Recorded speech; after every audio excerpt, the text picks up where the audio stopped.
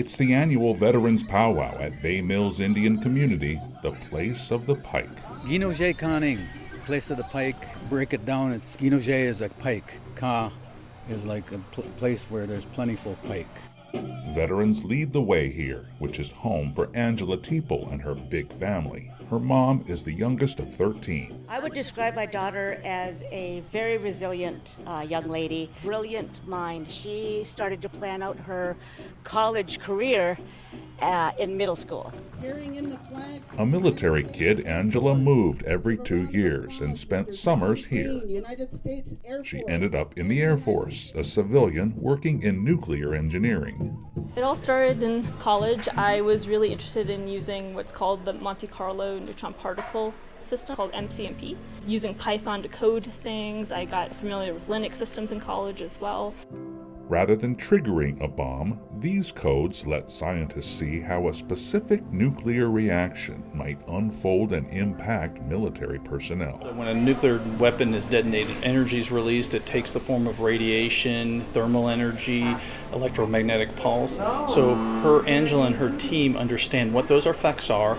In one example, the data lets Air Force pilots set an altitude high enough to stay safe on a bombing mission. She works within what we call the Nuclear Effects Analysis Team, and their niche is to actually do the modeling and sim and the analysis. They're the ones that really understand the details of how nuclear weapons work. Her enthusiasm and her drive to go through things is absolutely incredible.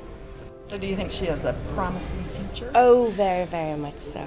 The news about the AISES award came as Angela was preparing for a 5-year leave for a PhD program. When I read it, I had to get up from my desk, go down to my car, and I just started crying.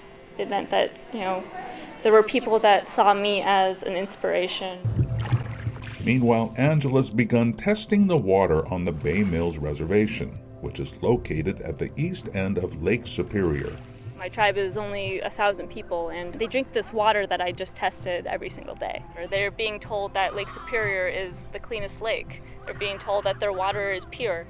I wanted to test if that was true. This is one of the world's busiest shipping channels. When giant locks are closed so ships can pass between Lakes Superior and Huron, Angela wonders whether contaminated water may swirl back towards Bay Mills beaches. When those are closed, the water is not going to be flowing down the St. Mary's River. It's going to start flowing around the shore of Lake Superior instead. And since we are located on the shore of Lake Superior, that makes our water sources vulnerable to contamination that might be flowing from the Canadian side of Lake Superior. What we do see is manganese 56, calcium 47, K40. Angela's using nuclear technology to test Bay Mills water, casting a wide net for elements that won't show up in standard testing. The level of analysis she is doing is not something that we can carry out here with our current resources. More testing's needed to see where the minerals originated, as well as to trace any links between problematic water sources and health conditions of tribal members like Angela's uncle. Interesting to me because I've been diagnosed with Parkinson's, so it's that creates an interest for me to see what's happening with the waters in the area. This isn't the first challenge confronting Bucko Teeple and Bay Mills. He presents the tribe a new eagle staff to symbolize its cultural power and legal sovereignty. Across the road, that sovereignty is displayed in photos celebrating tribal milestones and battles.